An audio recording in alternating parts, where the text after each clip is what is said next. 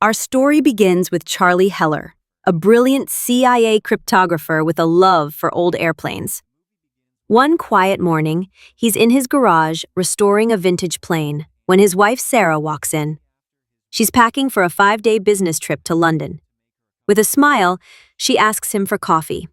He agrees and she playfully invites him to join her, but Charlie refuses, saying he's got work to finish. Next time, he promises.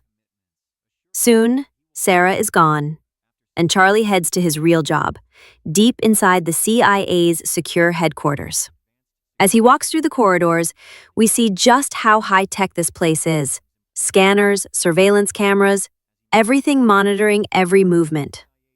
Once at his desk, Charlie contacts a mysterious informant known only as Inquilin. For 5 years, this shadowy figure has been feeding him high-value intelligence. Charlie believes it's a middle-aged man in Istanbul, but Inquilin quickly denies it. Today, Inquilin sends Charlie something urgent, classified data, but warns him, open it only when you're alone. Before he can dig in, Charlie's phone rings. It's Sarah. She's just landed safely in London. Charlie doesn't know it yet, but this phone call will be one of their last. She tries to continue the conversation, but Charlie is focused on his work and ends the call. After some time, Charlie finally manages to decrypt the information sent by Inquilin. It turns out to be several classified files exposing that his boss, Alex Moore, has been disguising politically motivated drone strikes as terrorist bombings. Charlie is deeply disturbed by the revelation and confides in a colleague, admitting that he accessed files he wasn't supposed to and discovered something disturbing. However, his colleague warns him to stay quiet, cautioning that someone might be listening. Upon returning home, Charlie tries to call his wife, but she doesn't answer. The next morning, when he arrives at the office, he finds someone snooping around his workspace, which immediately puts him on edge. Moore then informs him there's news and leads him to the office of CIA Director Samantha. Samantha makes a shocking revelation that a terrorist attack has occurred at a London hotel. To Charlie's horror, it turns out Sarah had been staying at that very hotel and was assassinated amidst the chaos. Upon hearing the news, Charlie is left stunned and refuses to accept that his wife is truly gone. But when Samantha shows him footage of Sarah being subdued by the terrorists, it feels as if his entire world comes crashing down. Shaken to his core, Charlie locks himself in his apartment that night, replaying the footage over and over, searching for any sign that she might still be alive. That's when he notices something. A small, barely visible hand signal Sarah makes before being dragged away. It's a signal only the two of them knew, a code they had created years ago for emergencies. Determined. Realizing this could mean she's still alive, Charlie becomes determined to uncover the truth. He begins secretly tracing the attackers, digging into surveillance data, and hacking into restricted communication lines. But every move he makes seems to put more eyes on him. Soon, anonymous messages begin appearing on his phone, whispering, "Stop searching or you're next." Charlie now knows one thing for certain. Sarah's disappearance is tied to the very conspiracy he just uncovered, and the people behind it will do anything to keep their secrets buried. In the following days, Charlie is consumed by grief, spending all his time mourning and trying to pretend he's holding it together. But eventually, he decides he's had enough. Determined to find the truth, he starts digging into the attack and the people behind it.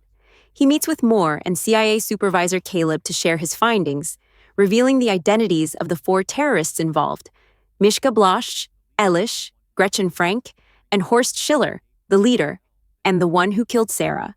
During their attempted escape from the hotel, the terrorists were cornered by London police, which forced them to take hostages. Surveillance footage shows that Sarah had stepped in to defend another woman, a brave act that ultimately led to her death. Through his investigation, Charlie manages to track Gretchen Frank to Paris and urges they move in immediately to capture her. But to his surprise, Moore and Caleb show no reaction. They already knew who these killers were. Moore explains that the terrorist network wasn't targeting Sarah personally. It was tied to U.S. sovereignty and national security. They insist they must act with caution and promise Charlie that justice will come. But Charlie doesn't trust them.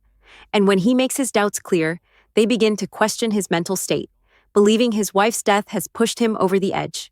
Soon, they arrange for him to meet with a psychiatrist. However, Charlie refuses to stay idle, and days later, he confronts Moore and Caleb once again. This time, he drops a bombshell, admitting that he knows about the horrific bombings they orchestrated around the world, killing countless innocent people. Moore calls him a liar, but Charlie doesn't flinch. Instead, he plays his trump card, a dead man's switch that will leak all the evidence to the press if he doesn't enter a code every 5 hours. The revelation shakes them, and the two corrupt officers finally agree to talk. That's when Charlie shocks them again. He doesn't want money, immunity, or power. He wants CIA training so he can hunt down and kill every last terrorist himself. Moore laughs, saying he couldn't even fight a 90-year-old woman, but Charlie won't back down. Behind closed doors, Moore and Caleb debate whether Charlie is bluffing, but decide to play along until they find his files, then kill him. And so Charlie enters the CIA training center under the command of the strict Colonel Robert Henderson. But what they don't know is, Charlie's plan is far more dangerous than they could ever imagine. While Charlie throws himself into the grueling CIA training, Moore's men tear through his office in a frantic hunt for the so-called dead man's switch. They raid his home, sweep through every inch of a bar he once frequented. Nothing. But inside the training center, it's clear Charlie is way out of his depth. His aim is awful, his hands tremble at the trigger, and when Colonel Robert Henderson, the no-nonsense instructor, hands him a loaded gun, Charlie freezes. "You're not a killer," Henderson says flatly, "and you never will be." Charlie insists, "When the time comes, I'll pull the trigger." Henderson just shakes his head. "You won't last a second against real terrorists. Quit before it's too late." Meanwhile, the CIA search grows desperate. Every lead turns up empty, until Moore stumbles on something, a hidden bug in his own office. In an instant, the truth clicks. Charlie's been eavesdropping the whole time. The dead man's switch was a bluff. Furious, Moore gets Henderson on the line. "End him, now." Henderson storms to Charlie's quarters, but when he throws the door open, the room is empty. Charlie is gone. Charlie sits aboard the flight, lost in thought. His mind drifts to a bittersweet memory. The day Sarah surprised him with an old broken-down plane for his birthday. Most would have seen a heap of scrap, but Charlie saw potential. He promised himself he'd restore it to perfection, ready to fly her across the skies when she returned from her trip. But that day never came. Sarah never came back. Snapping back to the present, Charlie lands in Paris with a single target, Gretchen Frank, a known terrorist. He starts shadowing her movements, watching, waiting. One night, while Gretchen is out, he breaks into her apartment. Among her belongings, he finds a pistol, one that he quietly pockets, and a note revealing an upcoming clinic appointment. Just as he's about to leave, the door creaks. Gretchen's home early. Heart-pounding, Charlie retreats to the stairwell above, gun in hand, eyes locked on her. He steels himself to pull the trigger, but when the moment comes, his hands freeze. His breath catches. The shot never comes. The next day, Charlie's resolve hardens. He follows Gretchen to the clinic, slipping inside unnoticed. When the doctors step out, he moves quickly, locking Gretchen inside a hyperbaric chamber filled with pollen. Her breathing falters, panic flashing in her eyes. "What do you want?" she gasps. Charlie leans closer, voice cold and steady. "Tell me where Horst Schiller is." He claims not to know, but he doesn't believe her. Gretchen eventually tries to speak, but before she can, the pollen starts to suffocate her. Charlie has no choice but to release her from the chamber. But the second she's free, Gretchen lashes out, fights him, and bolts from the clinic. Out on the street, Charlie pulls his gun, ready to shoot, but before he can fire, a speeding vehicle comes out of nowhere and smashes into Gretchen, killing her instantly. Stunned, Charlie wastes no time. He stealthily grabs her phone and disappears before anyone notices. Meanwhile, the CIA gets word of Gretchen's death.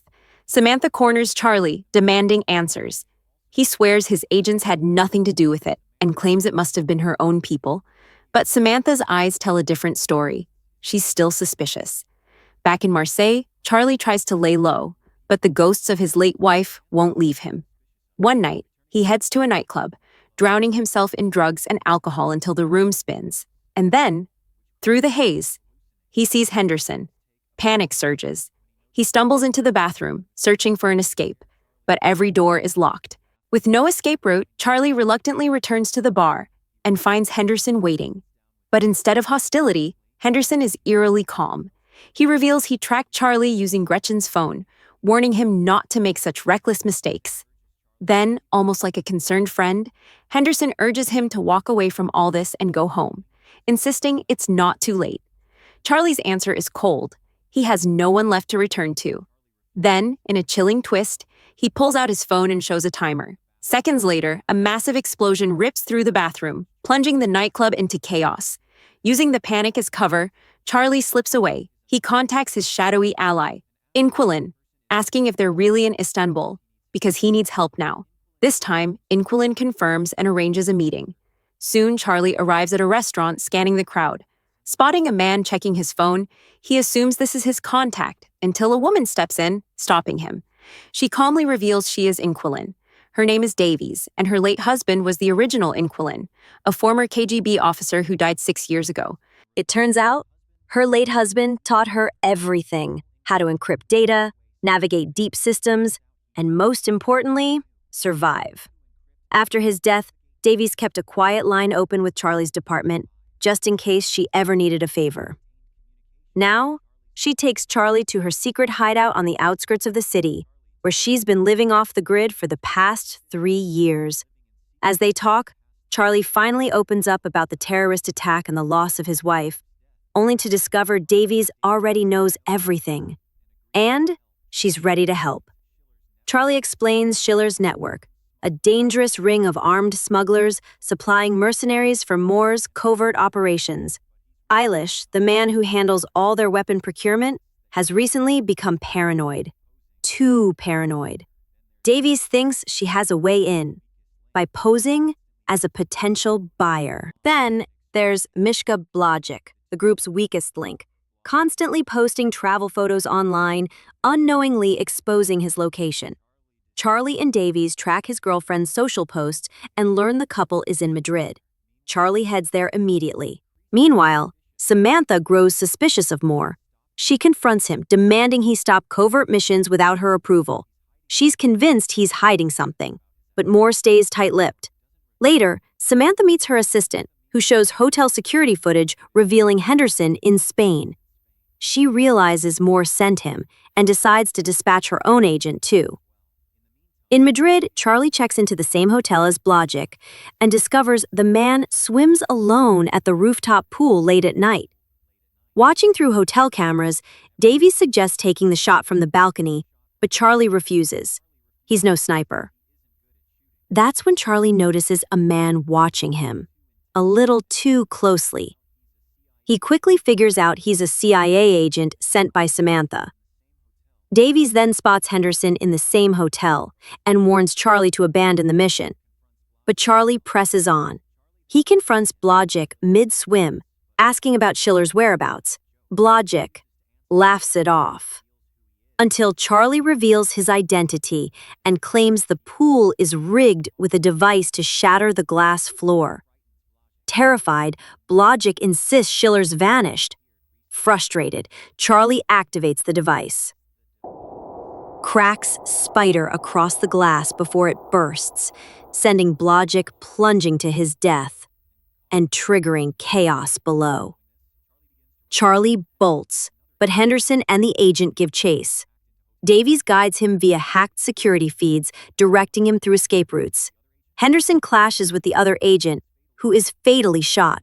Badly wounded himself, Henderson falls. Charlie sees him but chooses to flee. The next day, Caleb reviews footage and spots Charlie's earpiece. Proof he's been in contact with someone. They trace it to Inquilin, but discover the real Inquilin is dead. They realize his widow is now operating in his place. Days later, Charlie and Davies are sharing a quiet moment when sudden noises outside send them scrambling. Security cameras show a strike team moving in. They wipe all computers and slip out the back, racing for the highway, only to be met with a hail of bullets. Charlie escapes, but Davies is hit and dies in his arms. Shattered, Charlie grieves for Sarah and Davies, until a message comes from Eilish on Inquilin's phone. she'd been posing as a buyer to obtain weapons. Charlie arranges a meeting in Romania. When Ailish arrives, he finds a phone and a box. The phone rings. Charlie's voice warns the box is a bomb. If Ailish moves, it explodes. Under pressure, Ailish confesses Schiller's location, a ship in the Baltic Sea, and hands over his phone with Schiller's contacts. Charlie walks away without disabling the bomb. Seconds later, Charlie heads to Primorsk, killing Ailish instantly in a fiery explosion. Charlie wastes no time. He heads straight to the Russian port city of Primorsk, determined to find Schiller once and for all. At the docks, he quietly watches from the shadows as Schiller's men unload crates of illegal cargo under the cover of dawn, snapping photos as evidence. The next morning, Charlie returns to gather more intel and spots a local fisherman. He asks in broken Russian if the smugglers were here yesterday, but the man stiffens, mutters something harsh, and backs away. Before Charlie can piece it together, wham! A blow from behind knocks him unconscious. When he wakes, he's tied up, surrounded by armed goons. They drag him before Schiller, the very man he's been hunting for months. Schiller, calm as ever, leans forward. "Who sent you?"